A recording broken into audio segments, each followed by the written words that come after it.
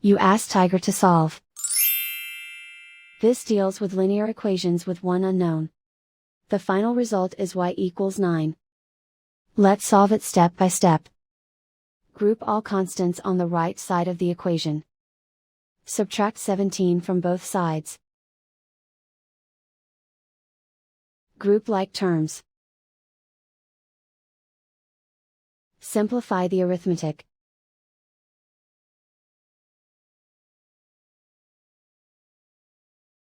Isolate the y.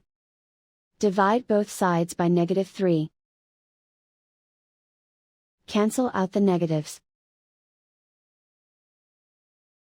Simplify the fraction. Cancel out the negatives. Find the greatest common factor of the numerator and denominator. Factor out and cancel the greatest common factor. And so the final result is y equals 9.